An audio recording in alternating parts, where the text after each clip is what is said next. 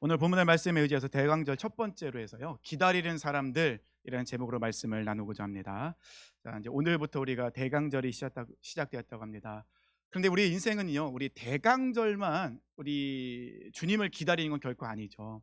우리 인생은 늘 무엇인가를 기다리는 인생을 우리가 살고 있다는 것입니다. 근데 이게 기다리는 것은 어쩔 때는 굉장히 설레기도 하고, 어쩔 때는 기다리는 것이 굉장히 힘들기도 하다는 것입니다. 저희 찬이가 어렸을 때 장난감을 굉장히 좋아했는데, 장난감을 뭘 사달라고 엄마한테 부탁을 하면 이제 같이 엄마랑 같이 옥션 인터넷으로 봐요. 그래서 이제 찬이가 이거 사달라고 하면 그걸 주문하죠. 그때부터 이제 찬이의 기다림이 시작됩니다. 엄마, 택배 아저씨 출발했어? 물어보는 거죠. 저녁부터. 그거 어디까지 왔대? 계속 물어보는 거죠. 그 다음 날이면은 또 물어보죠. 엄마, 택배 아저씨 왔어? 학교 끝나고 오면은 택배 아저씨 왔어? 안 오면 왜 안 왔대? 왜 이렇게 택배 아저씨 게을러? 막 이러면서 그 시간이 너무 좋은 거죠. 무엇인가를 내가 원하는 걸 받을 수 있다는 그 시간. 제가 이제 대학교 다닐 때 정보처리 산업기사 자격증을 땄었거든요. 여러 번 도전해서 땄어요. 한 번에 따질 못하고 어려웠어요. 왜 이렇게 어려웠는지 모르겠지만. 근데 그때만 해도, 지금은 뭐 인터넷으로 이렇게 알아보는데 그때는 전화를 통해서 합격 여부를 알아봤거든요. 그러니까 저 이제 시험을 보고 이제 최종 이제 합격자 발표 나올 때 전화기를 들어서 버튼을 누르죠. 한 5시에 일어나서 전화를 누른 것 같아요. 그러면 지금은 합격 발표 시간이 아닙니다. 왜 이렇게 게으른 거예요? 5시면 해 줘야지. 그래서 뭐 한 10분에 한 번씩만 눌렀던 것 같아요. 그 합격과 불합격, 요 단어의 차이가 왜 이렇게 저희 마음을 천국과 지옥을 오가게 하는 것 같아요. 불합격입니다 소리를 들 때는 굉장히 모든 것이 다 끝난 느낌이죠. 또 좌절하죠. 아, 이번엔 또 떨어졌네. 합격이면 막 엄청 좋은 거죠. 우리는 항상 무엇인가를 이렇게 기다리는, 늘 기다림의 속에서 살고 있습니다. 우리 사랑하는 성도님들, 우리는 본질적인 기다림을 기다리는 사람들입니다. 우리가 기다리는 것은 무엇을 기다립니까? 다시 오실 예수님을 우리가 기다리고 있다는 것입니다. 만약에 우리가 기다리는 그 예수님이 진짜로 이 땅에 다시 오시지 않는다고 하면 우리 정말 불쌍한 사람들이에요. 제가 정말로 어려워하는 날씨가 있어요. 첫 번째는 비 오는 날. 비 오는 날은 씻기도 싫어요. 비 오는 날에는 이불 밖에 나가면 너무 위험해요. 빗방울이 저를 해칠 것 같아서 못 나갈 것 같아요. 두 번째는 추운 날. 추운 날 이불 밖은 정말 위험합니다. 이 추위가 나를 공격하고 있기 때문에 추운 날 안에 이불 밖을 나가면 절대 안 돼요. 너무 위험해요. 근데 사랑하는 성도님들, 이 추운 날 왜 위험하게 이불 밖을 나오셔서 이곳에 와 앉아 계십니까? 이 주일, 우리 사랑하는 성도님들은 쉴 수 있는 어찌 보면 단 하루의 시간이잖아요. 다른 사람들은 이 주일은 이불 밖에 나오지 않아 따뜻한 이불에서 몸을 녹이고 그 쉼을 쉬기도 하죠. 아니면 가족들과 또는 어딘가를 놀러 가면서 우리의 마음과 이런 걸 충전한다고 하는데, 우리 사랑하는 성도님들은 왜 그 위험한 이불 밖에 나와서 이곳에 앉아 계십니까? 아무 의미 없이 이곳에 앉아 계신 건 아니잖아요. 우리가 본질적인, 우리는 기다리는 사람들이기 때문에 이곳에 그 모든 것을 다 내려놓고 포기하고 예배자의 모습으로 주 앞에 나가 있는 것이죠. 우리가 기다리는 분은 누구십니까? 다시 오실 예수님이시죠. 아담과 하와가 하나님의 말씀에 순종하지 못하고 사탄의 말에, 그 유혹에 넘어가서 선악과를 따먹었습니다. 그래서 그들에게는 죄가 들어오죠. 죄가 들어오자 그 죄 때문에 그들에게는 부끄러움까지 같이 왔어요. 그들은 죄로 인하여 그 부끄러움을 감추고 싶었습니다. 왜냐하면 그 죄를 가지고는 하나님께 나갈 수가 없거든요. 그 죄는 하나님 앞에 나가지 못하도록 방해하는 것이거든요. 하나님께서 분명히 말씀하셨습니다. 선악과를 따먹지 마라. 먹는 자는 반드시 죽는다. 근데 그들은 선악과를 따먹음으로 죽었어요. 뭐가 죽었죠? 영이 죽었잖아요. 영이 죽어서, 죄가 들어오면 영이 죽어서 그들은 하나님께 나갈 수가 없는 거예요. 그래서 그 죄를 가리기 위해서, 감추기 위해서, 숨기기 위해서 그들이 선택한 건 뭡니까? 무화과 나무 잎으로 치마를 해 입는 거예요. 그들이 가리고 싶었던 건 뭡니까? 죄. 죄로 인한 부끄러움, 이것을 가리고 싶었어요. 근데 가려지던가요? 가려지지가 않는 거예요. 아무리 두꺼운 무화과 나무 잎으로 아무리 옷을 해 입어도 그 죄가 가려지지 않아요. 그래서 그들이 선택한 것이 있죠. 뭐죠? 하나님으로부터 도망가는 거, 숨는 거였어요. 죄를 짓기 전에는 아담과 하와는 하나님을 만나는 시간은 가장 행복한 시간, 즐거운 시간, 기쁜 시간이었어요. 하나님을 만나는 그 시간은 아담과 하와가 기다린 시간. 언제든지 그들은 하나님을 만날 수가 있었어요. 하나님이 오시는 소리가 있었던 것 같아요. 하나님이 오시면 그들은 언제든지 하나님을 맞이할 수 있었어요. 근데 그들에게는 죄가 들어오자 하나님이 오시는 소리를 듣자 그들이 무엇을 합니까? 피해버려요. 왜요? 죄 때문에. 이 죄를 가지고 하나님께 나갈 수 없다는 거 그들도 알고 있어요. 이 모든 것을 하나님은 다 알고 계셨죠. 그래서 하나님은 아담과 하와를 어떻게 해요? 회복시키십니다. 내가 아담과 하와를 만들고 이 에덴 동산을 만들었는데 아담과 하와가 이 사탄의 말을 듣고 사탄의 말에 순종하여 사탄의 말에 꾀임에 넘어가서 죄를 지었네? 실패했네. 그러면 내가 이거 다 파괴하고 부수고 다시 시작해야지. 다시 에덴 동산을 만들고 다시 사람을 만들어야지. 하나님은 그렇게 하지 않으셨어요. 하나님은 죄로 인하여 영이 깨진, 영이 죽은 그들을 어떻게 해요? 다시 회복시킬 계획을 세우고 그것을 실천하십니다. 실행하십니다. 하나님은요, 우리가 깨어지고 부서지고 넘어져도 우리를 버리지 않으세요. 그러기 때문에 우리에게 희망이 있는 거죠. 우리가 하나님께로 돌아가기만 하면, 하나님을 의지하기만 하면 하나님은 우리를 회복시키십니다. 하나님께서 죄로 인하여 하나님과 관계가 깨어진, 영이 죽어서 하나님을 만날 수 없는, 하나님을 피해 숨어야만 하는 아담과 하와를 위해서 하나님께서는 선물을 하나 준비하십니다. 그 선물이 가죽옷이었어요. 이 가죽옷을 하나님이 선물하기 위해서는 반드시 해야 될 게 있어요. 뭐죠? 죄 없는 동물이 피 흘려 죽어야지만이 가죽옷을 해 입힐 수가 있는 거예요. 가죽옷은 죄 없는 누군가의 희생이 필요하다는 것이죠. 그래서 이때부터 죄를 위해서는 대속 제물이 필요하기 시작한 거예요. 하나님께서 주신 이 가죽옷을 아담과 하와가 입으니까는 어떻게 됩니까? 그들의 죄가 가려지게 된 거예요. 덮어지게 된 거죠. 가죽옷은 덮는 의미가 있는 거예요. 가죽옷으로 그들의 죄가 덮여지자 아담과 하와는 어떻게 됩니까? 하나님을 다시 만날 수 있는 기회가 생긴 거죠. 하나님께서는 아담과 하와의 가죽옷을 해 입히시면서 그들에게, 우리에게 약속을 하셨습니다. 창세기 3장 15절, 이것을 원복음이라고 합니다. 하나님께서 반드시 죄인인 모든 사람을 회복시키시겠다는 하나님의 확고한 분명한 약속이죠.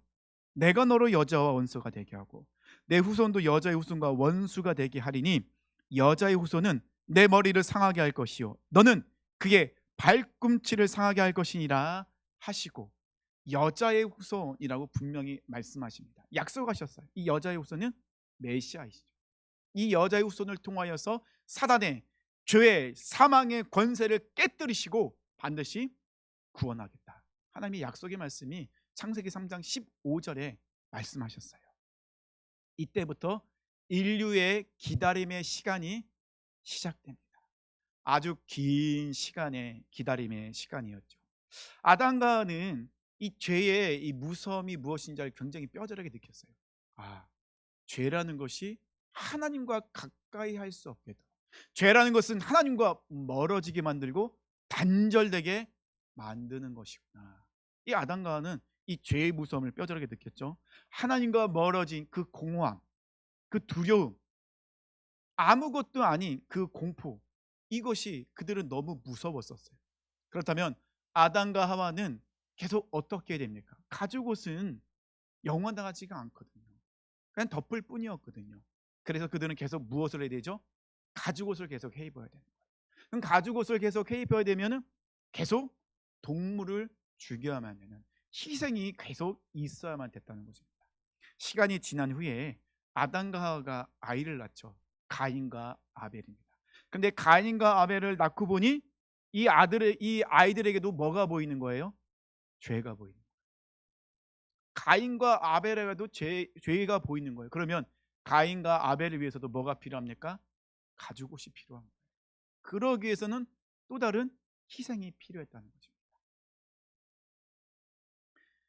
얼마 지나지 않아 이 가인과 아벨이 하나님 앞에 예배를 드리게 되죠.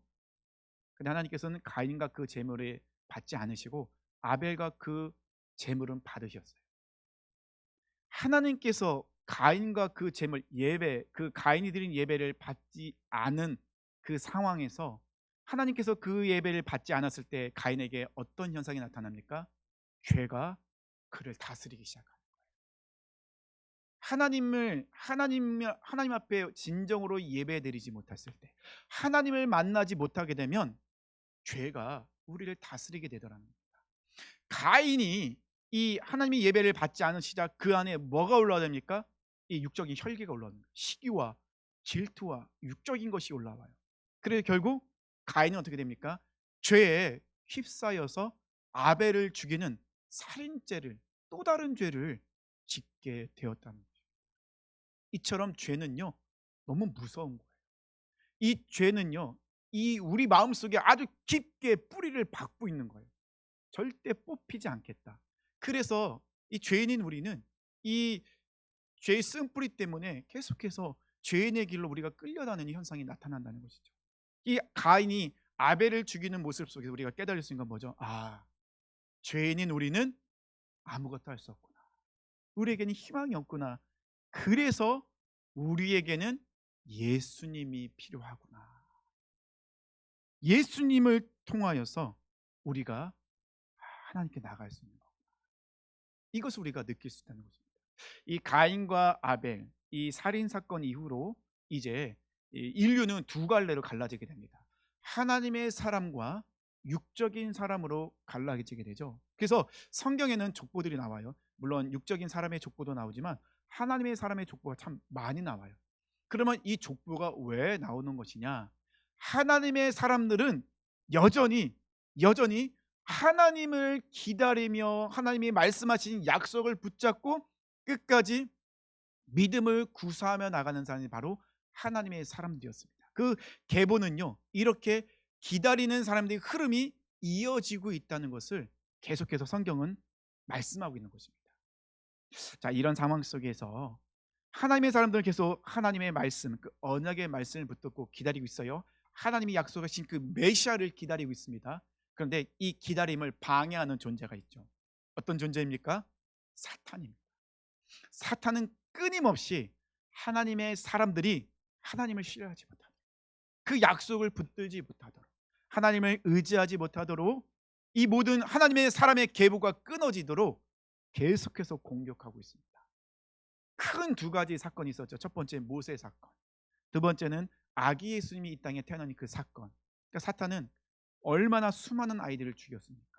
하나님의 그 약속하신 계보가 흘러가지 못하도록. 그럴 때마다 하나님께서는 믿음의 사람들을 통해서 이 하나님의 그 기다리는 하나님의 사람의 계보가 계속해서 이어지도록 만드셨습니다. 그리고 또 우리에게 보내준 사람들이 있죠. 바로 구약시대에 나와 있는 선지자들이었어요. 하나님께서는 이 선지자들을 통해서 하나님의 약속의 말씀을 계속해서 선포했습니다. 이사야 7장 14절의 말씀을 보니까요, 그러면 주께서 친히 징조를 너에게 주실 것이라. 보라, 처녀가 잉태하여 아들을 낳을 것이요 그 이름을 임마누엘이라 하리라. 임마누엘의 뜻은 뭡니까? 하나님이 우리와 함께 계시다잖아요. 벌써 예수님이 태어나기 전 700년 전에 이사야 선지자를 통해서 하나님께서는 약속했어요. 내가 너희에게 메시아를 보내. 아니요, 그 전에 아담과 하와가 죄를 짓고 난 후에 여자의 후손을 통하여서 반드시 너희를 구원하겠다 약속하셨잖아요. 선지자들은 계속 그 얘기하고 있습니다. 하나님이 약속하셨다. 메시아는 반드시 이 땅에 오신다. 우리는 기다려야 된다. 흔들리지 마라. 그리고 마지막으로 이야기하죠. 하나님께로, 여호와께로 돌아가자. 그 길만이 살 길이다라고 그렇게 선지자는 이야기하죠. 실질적으로 그 하나님께서 말씀하신 창세기 3장 15절, 이사야 선지자가 얘기했던 처녀가 잉태하여 아들을 낳으리니 이루어졌죠. 마리아라는 동정녀를 통하여서 예수님이 이 땅에 오셨습니다. 그 처녀가 잉태한 그 자녀는 여자의 후손이죠. 죄가 없는 여자의 후손. 하나님께서 약속하신 대로 정말로 그들에게 메시아를 보내주셨어요. 하나님 말씀하신 그대로 하나님의 약속은 반드시 이루어집니다. 우리 하나님은 절대로 실수하지 않으십니다. 하나님의 부르심에는 실수가 없으시다는 것입니다. 신약 성경에 넘어와서요. 이제 신약에 넘어와서 신약 성경에도 정말 하나님을 기다리는 사람들이 많이 있었어요. 그 중에서도 오늘 본문에 대표적인 두 사람이 나오죠. 누굽니까? 시므온과 안나죠. 이 두 사람이 정말로 메시아를 기다리는 대표적인 사람이었죠. 시므온에 대해서는 성경에 더 많이 나와 있진 않아요. 뭐 여러 가지 이야기가 있는데 잘 나와 있진 않고요. 근데 중요한 것은 시므온은 정말로 하나님의 말씀만 붙들고 기다리던 사람이에요. 안나에 대해서는 여러 가지 이야기가 나와요. 안나가 어떤 사람이고, 그리고 안나는 여자 선지자였다라고 나와 있다는 것입니다. 이 안나라는 사람은 결혼한 후에 7년 동안 남편과 살다가 남편이 죽은 후에 84년 동안 과부로 살면서 성전을 떠나지 않고 밤낮 금식하며 기도하며 하나님 앞에 나갔던, 그렇게 메시아를 기다렸던 여인이 이 안나라는 분이신데, 이 안나가 드디어 그토록 기다리던 메시아를 만나죠. 오늘 본문에 나와 있습니다. 아기 예수님을 만나게 됩니다. 지금 많이 좀 더우시죠? 더우시니까 좀 많이 조시는 것 같아요. 힘내십시오. 네, 거의 끝나갑니다. 네. 네. 그래서 우리는 이 시므온과 안나라는 두 명을 통해서 대강절을 보내는 진짜 기다리는 자의 모습이 어떤 모습인지 우리가 함께 나누고자 합니다. 자, 그러면 기다리는 사람의 모습은 두 가지를 나누려고 하는데, 첫 번째는 기다리는 사람은 깨어있는 사람이라는 것이죠. 시므온과 안나 시대, 이 시대는요 영적 암흑기라고 우리가 이야기합니다. 말라기 선지자 이후로 이 세례 요한, 마지막 선지자였던 세례 요한이 나타나기 전까지 이 400년 동안 하나님은 선지자를 보내지 않으십니다. 물론 성경에는 안나라는 분을 선지자로 이야기하잖아요. 근데 우리가 이야기하는 일반적인 나비라고 지칭하는 선지자는 좀 다른 개념입니다. 하나님께서는요 말라기 선지자 이후로 세례 요한, 마지막 선지자였던 세례 요한 그 전까지 400년 동안이나 한 명의 선지자도 보내지 않았어요. 자, 선지자가 오지 않았다는 건 뭡니까? 하나님의 말씀이 선포되지 않았다. 그래서 영적 암흑기라고 하는 거예요. 말씀이 없으면 그 시대는, 그곳은 무엇으로 가득 찹니까? 어둠으로 가득 차는 거예요. 말씀이 선포되면 빛을 우리가 촛불 켜잖아요. 빛을 비추잖아요. 빛이 비치면 뭐가 사라집니까? 어둠이 사라집니다. 하나님의 말씀은 빛이거든요. 우리 발에, 우리 인생의 빛이잖아요. 주의 말씀은 내 발에 빛이요, 내 길에 빛이라고 하잖아요. 내 등불이고 빛입니다. 하나님의 말씀이 선포되지 않으면 영적 암흑기가 찾아올 수밖에 없는 거예요. 그러면 그 시대에 하나님의 말씀이 선포되지 않았다는 것은 선지자들은 않았지만 종교 지도자는 있었거든요. 제사장들이 있었죠. 바리새인들, 서기관들이 있었잖아요. 하나님의 말씀을, 율법을 지키고 가르치는 자들이 있는데, 그럼 그들의 입술에서는 하나님의 말씀이 제대로 선포되지 않았나요? 맞아요. 종교 지도자들이 타락을 했어요.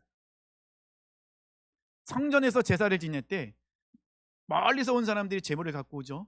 그러면 제사장이 이야기합니다. 아무리 흠이 없고 좋은 제물이라 할지라도 성전에서 그 제물을 사지 않았으면 안 돼.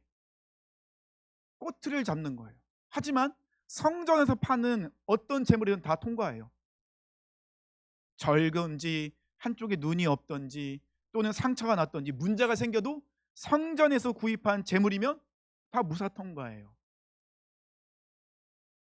하나님께서 그 제물을 받으실까요?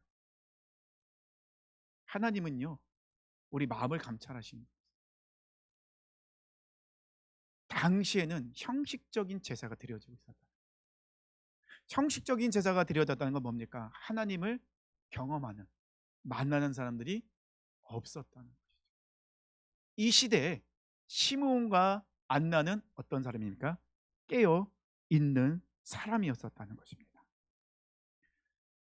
당시에는 종교인들이 너무 많았어요. 종교인이란 무엇입니까? 그냥 신을 이용하는 사람, 형식적인 예배를 드리는 사람. 우리는 그런 사람들 종교인이라고 합니다. 안타까운 것은 지금 이 시대에 이 교회 안에도 종교인들이 많대요.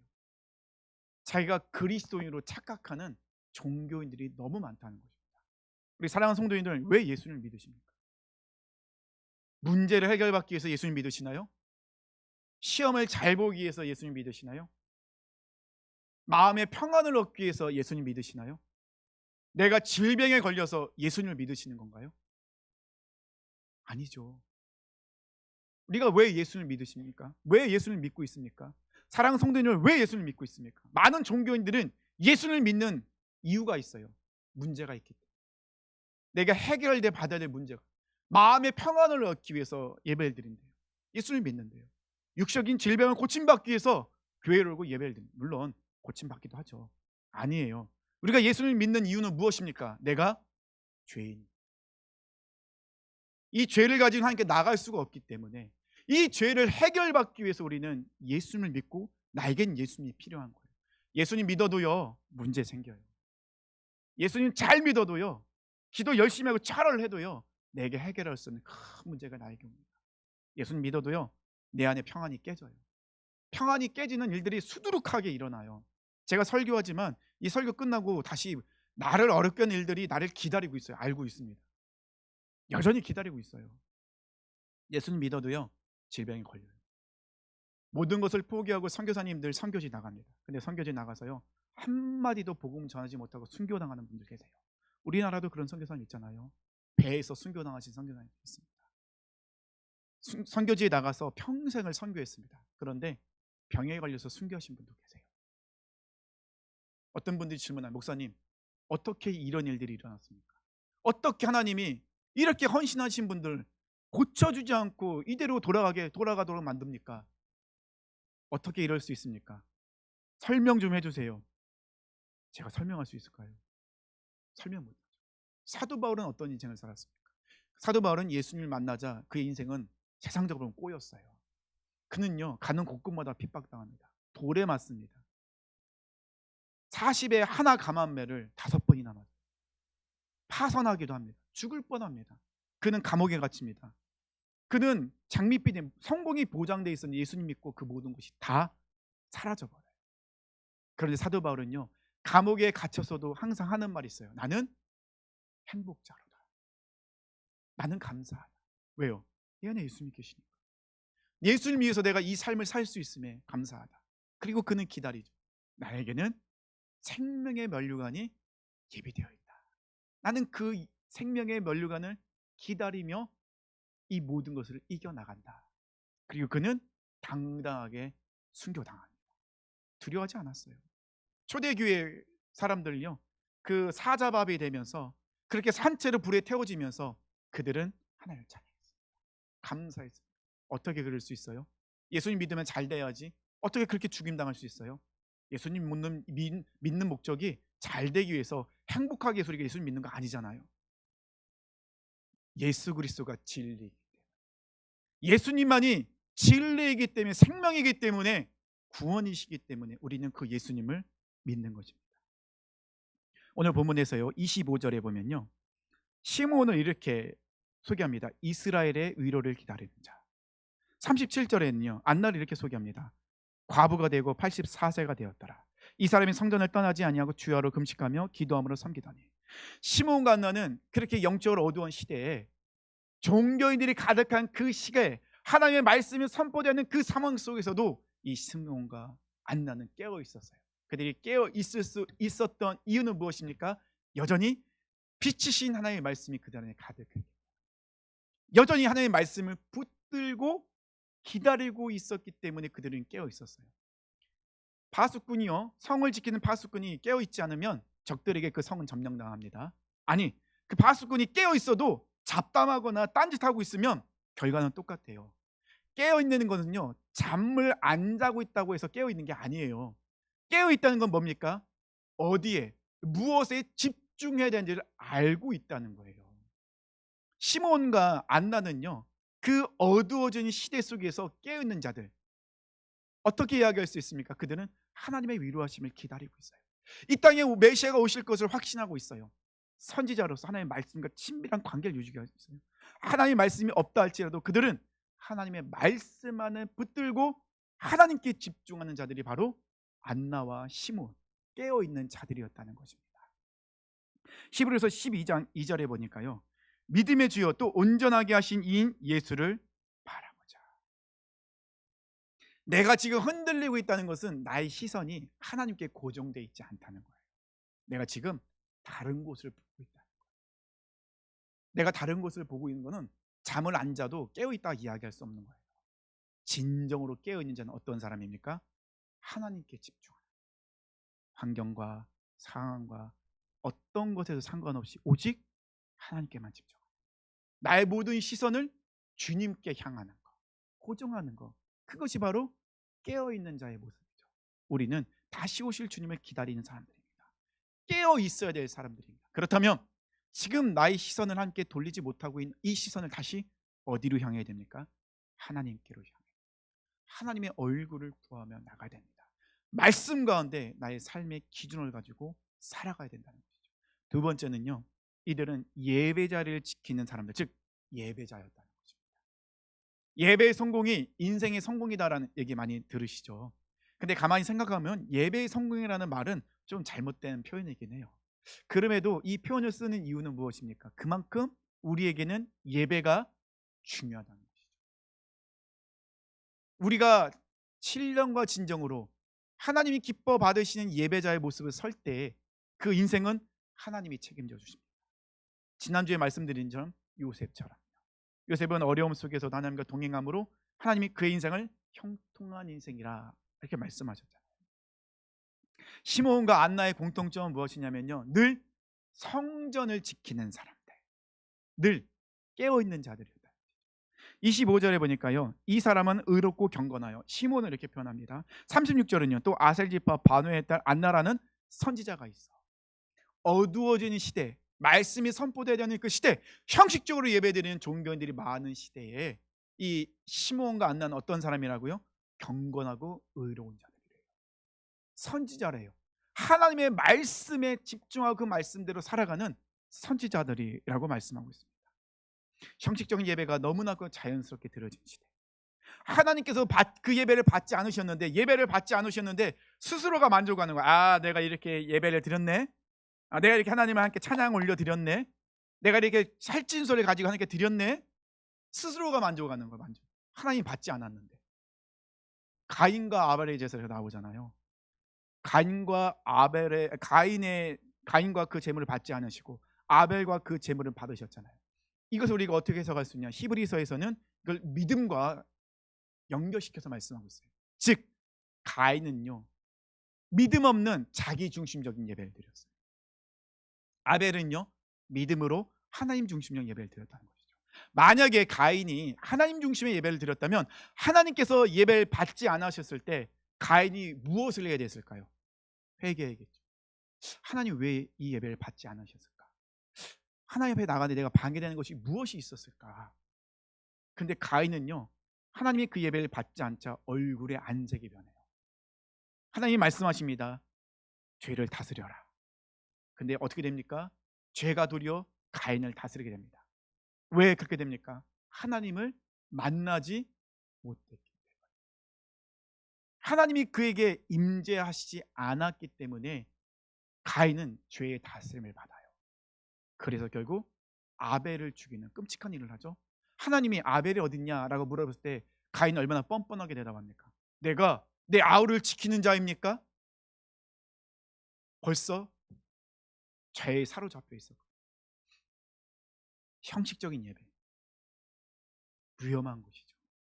하지만 시몬과 안나는 하나님 중심의 예배를 드리는 사람들이었어요.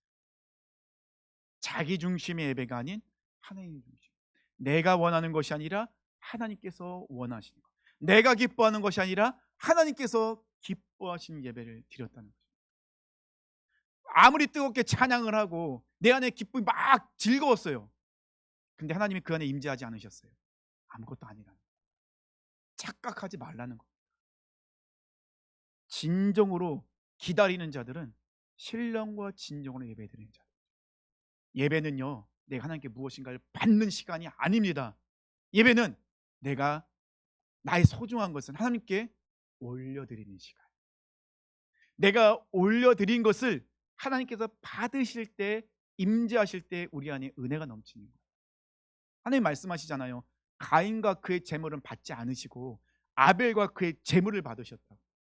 예배는 하나님께서 받으시는 거예요. 우리가 무엇을 받는 게 아니라 우리는 절대 잊으면 안 됩니다. 그래서 예배는 하나님 중심의 예배예요. 종교인들은요, 자기 만족의 예배를 드려요. 내가 만족하면 돼요.